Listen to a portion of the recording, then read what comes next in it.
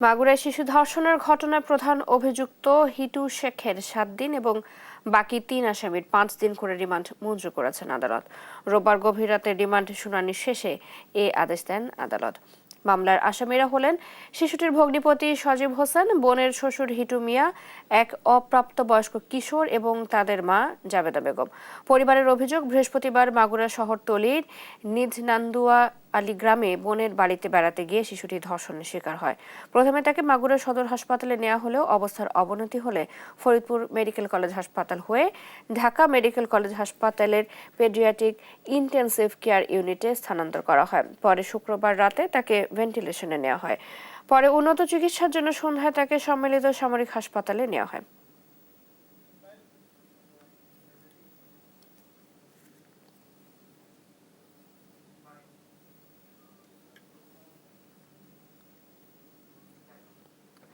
মাগুরায় শিশু ধর্ষণের ঘটনার প্রধান অভিযুক্ত হিটু শেখের 7 দিন এবং বাকি 3 আসামি 5 দিন করে রিমান্ড মঞ্জুর করেছেন আদালত। এ বিষয়ে আরো জানাতে যুক্ত হচ্ছেন আমাদের সহকর্মী পঙ্কজ রায়। পঙ্কজ, গভীর রাতে শুনানির আসলে কারণ কি এবং মাগুরার সাধারণ মানুষের মাঝে কি ধরনের প্রতিক্রিয়া দেখছেন? ধন্যবাদ চৈতি। আজ শিশু ধর্ষণের আলোচিত শিশু ধর্ষণের ঘটনার আজকে 6ষ্ঠ দিন। মাগুরায় অন্যান্য দিনের মতো আজকে অনেক কর্মসূচি সামাজিক প্রতিষ্ঠান, রাজনৈতিক প্রতিষ্ঠানগুলো দিয়ে রেখেছেন এবং সারা বাংলাদেশটা যেন আজকে এই শিশু ধর্ষণের ভিকটিমের একটা প্রতিচ্ছবি। বাংলাদেশ আজকে উত্তাল এই ইস্যুটাকে নিয়ে।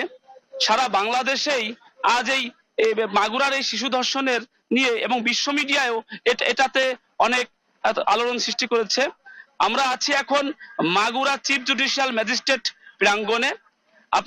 আপনার মাধ্যমে জানিয়ে রাখি, গতকাল দিনভর ছাত্র জনতার পক্ষ থেকে একটি বড় মিছিল সরকারি কলেজ থেকে মাগুরা চিফ জুডিশিয়াল ম্যাজিস্ট্রেট এর মূল ফটকে তারা সকাল 11টা থেকে শুরু করে দুপুর 3টা পর্যন্ত মূল ফটকে অবস্থান করেন।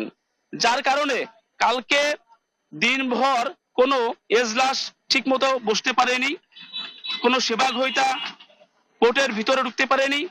এক পর্যায়ে তাদের উত্তাল প্রতিবাদের আন্দোলনের সময় এক পর্যায়ে মাগুরা থেকে সেনাবাহিনীর বড় একটি টিম তাদেরকে বোঝাতে স্পটে আসেন এবং তারা এসে ছাত্র জনতার সাথে অনেকক্ষণ ধরে তাদের সুন্দর বাক্য বিনিময়ের মাধ্যমে তাদেরকে মূল ফটক থেকে বেলা 2টার দিকে এখান থেকে নিবৃত্ত করতে সক্ষম হন। যার কারণে গতকাল কিন্তু আমরা দেখতে পেয়েছি যে আসামিদেরকে কোর্ট চলাকালীন সময়ে এখানে উপস্থিত করা হয়নি। পুলিশ রিমান্ডের শুনানির জন্য আদালত প্রাঙ্গণে আনতে চেয়েছিল, কিন্তু নিরাপত্তার সংশয়ের কারণে তারা কোর্টে আনতে পারেনি।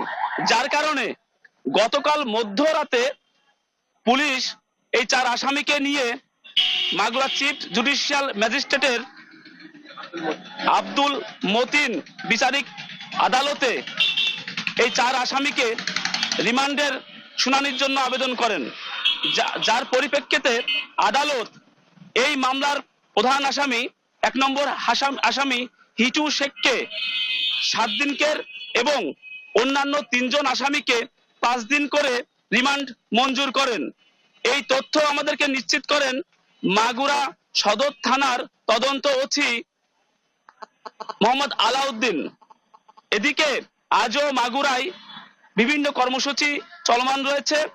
কালকে যখন আমরা জানতে পারি হাইকোর্ট 180 দিনের সময়সীমা বেঁধে দেয়, কিন্তু আন্দোলনরত ছাত্র শিক্ষকরা জনতা এই 180 দিনের এই কর্মদিবস প্রত্যাখ্যান করে তারা 24 ঘন্টার মধ্যেই এই আসামির বিচার দাবি করেন।